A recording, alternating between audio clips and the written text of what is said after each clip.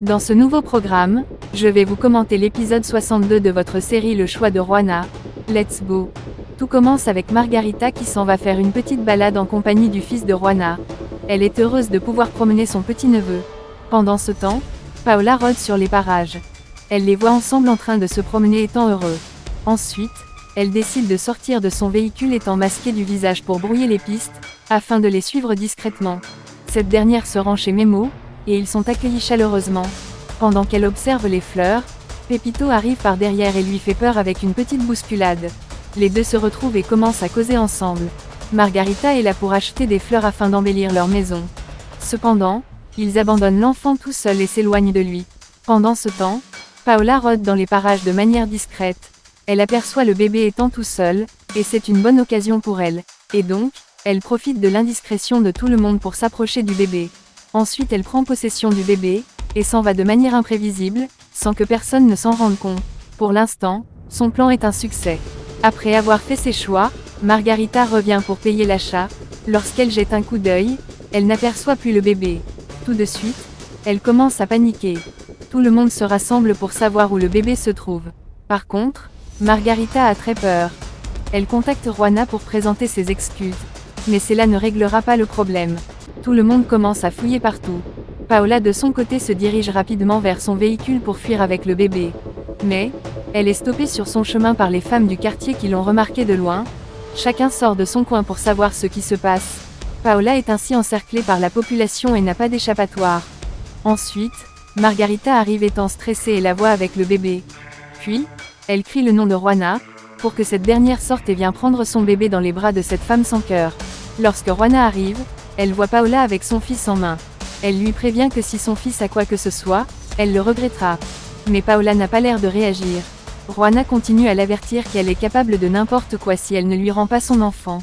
Même Pepito est aussi prêt pour se battre, et elle dit avec colère de rendre son enfant, sinon elle le regrettera.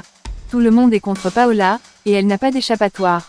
Ensuite, Salvador arrive et lui dit de rendre son enfant, et d'arrêter de se ridiculiser. Cette dernière dit que cet enfant devrait être la sienne selon les règles. Mais Juana lui dit d'arrêter ses stupidités. Cet enfant leur appartient, Gabriel et elle. Et donc, Paola a intérêt à rendre son enfant tout de suite. Par contre Paola ne cesse de résister sans donner l'enfant. Salvador la supplie de le remettre, car cela peut faire du mal au bébé à force de le secouer. Et donc, Paola finit par jeter l'éponge en remettant le bébé de Juana. Le geste est apprécié, mais personne n'est fier d'elle. Après, Salvador l'arrête pour l'amener au poste de police pour enlèvement. À la fin de cette mascarade, Juana remercie tout le monde présent. Cela montre à quel point ils sont soudés et forment une grande famille. Leur geste l'a beaucoup marquée, et elle ne l'oubliera point. Tout le monde est heureux à la fin.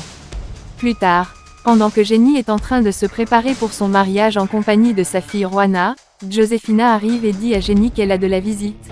Comme par hasard, celle qui est la bienvenue est nulle autre que Yaldira. Elle est présente pour faire un cadeau spécial à Jenny pour son mariage. Mais cette dernière n'a pas l'air heureuse de la voir par ici. Elle a toujours été son ennemie. Mais par la suite, elle finit par accepter le cadeau de Yaldira, c'est-à-dire le make-up parfait pour l'occasion. Les deux finissent par s'entendre. Quelques heures après, tout le monde se rend au lieu où va se célébrer l'union entre Salvador et Jenny. Le marié est déjà présent et attend sa future épouse. Tout le monde profite du temps libre pour commenter l'événement. C'est un moment important dans la vie de Jenny, dont elle a toujours rêvé longtemps. Quelques instants après, la mariée arrive, et tout le monde applaudit pour la féliciter. Elle est accompagnée par son père, qui s'en chargera de donner sa main à Salvador, son futur gendre. L'atmosphère est remplie d'émotion et de joie.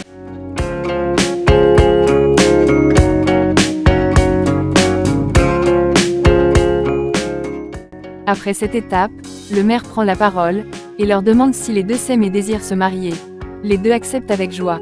Et puis, ils se passent tous les deux la bague au doigt. C'est l'union parfaite entre les deux.